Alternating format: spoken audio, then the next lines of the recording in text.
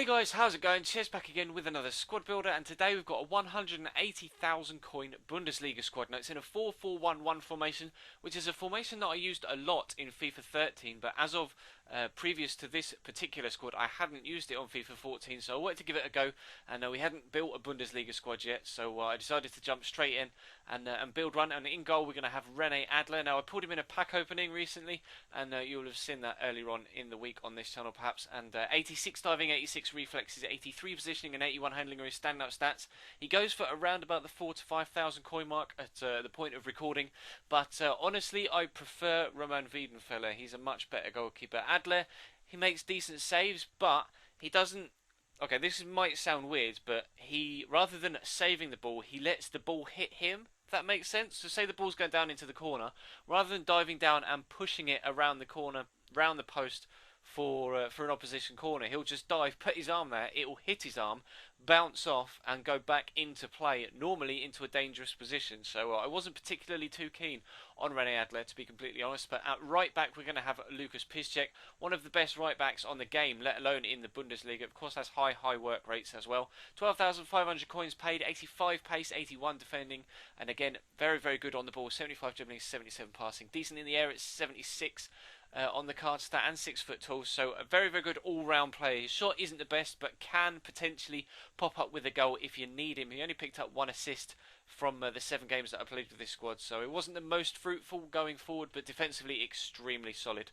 Then on the other side at left back we're going to have David Alaba, and obviously we've bought him in the Tottenham career mode. He's got the Maestro chemistry style on him, dribbling, shot and passing improved there. Not really too sure why someone would have put that on him, that's how I bought him, but 34,750 coins paid is very expensive for a defender. I think it's overpriced personally. He may of course have dropped by now. I am recording this about a week to 2 weeks in advance of you actually seeing it, but 86 pace, 82 dribbling, 77 defending, 82 passing are his standout stats.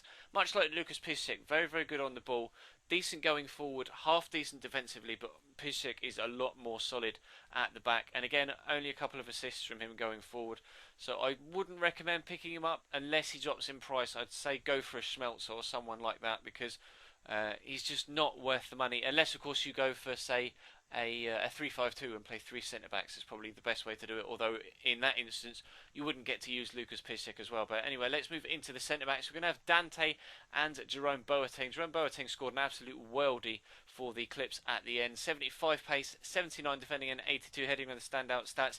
Again, decent on the ball, 67 dribbling and 72 passing. It seems to be the way forward with defenders in the Bundesliga. 4-star weak foot, 3-star skill moves. Only 2,400 coins paid. Absolute bargain for a player that is really rock steady at the back. 6'4", tall, strong, physical, fast. You can't get much better than that when you want a defender. And Dante is going to be the other player we have sat alongside him. 68 pace, a little bit slower. 84 defending, 81 heading. Again, 70 dribbling and 76 passing. So again, going along with that good footballing philosophy. 7,400 coins paid, and I'd probably have swapped the price tags around for the 2 centre backs. Dante was decent, but not worth £7.5 for me. In my experience anyway. I would have paid that for Jerome Boateng for what he offered the team as a whole. But let's move into the midfield. I have got Danny Caligiuri. Unfortunately, I don't have the money for a Marco Reus just yet, so we've gone for Daniel Caligiuri, a very good player. 4-star weak foot, 4-star skill moves rather, 3-star weak foot. Only 350 coins paid for a player that is really effective down that left hand side. 83 pace, 82 dribbling, and he does get involved in every single move that you go forward with. He's really good player for that amount of coins. 1 goal and 1 assist in the games that he played, but he's 6 foot tall, so he's got the pace and the strength, crucially as well, when pushing down those wide areas. On the right hand side we're going to have Thomas Muller. Now I was fortunate enough to win him in a giveaway by Van Gilf. I don't know whether you know Van Gilf. I will leave a link in the description to his channel, so thank you very much to Joe for giving me Thomas Muller. 82 pace, 80 dribbling, 81 shot and passing, 74 heading. I don't like him, I'll be honest. I'd much rather have a Jefferson Farfan perhaps. on the right hand side in a squad like this. I used him because I got him and I had him just sat in my club, so I used him for this particular squad. But I wouldn't advise picking up Thomas Muller. He'd be more effective at a cam role. Maybe he might be worth it, say a right forward, but out on the right hand side in a flat four formation just doesn't suit him whatsoever. And then into the middle, we're going to have no, not centre forward. We're going to have Gundogan and Lars Bender. Now, I keep going to centre forward, and now I've backed out of the squad. This is going really well, isn't it? I'm going to go back in. We'll have a quick look at Lars Bender, and then we'll have a look at Gundogan. So let's have a look at Lars Bender then, shall we? 70 pace, 82 defending, which is the main reason why I bought him. 73 dribbling, 80 passing, 74 heading. Is another tall, strong, physical player that is extremely good in the tackle.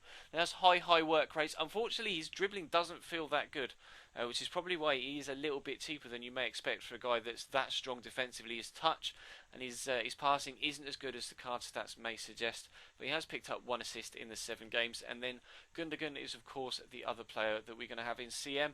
Maestro, so again, dribbling, shot and passing improved with that chemistry style. 82 pace, 84 passing, 87 dribbling, 73 shots, 74 defending. So he's a very good all-round player. High medium work rates, expensive, extremely expensive at 34,000 coins for a centre mid. Although he is very good.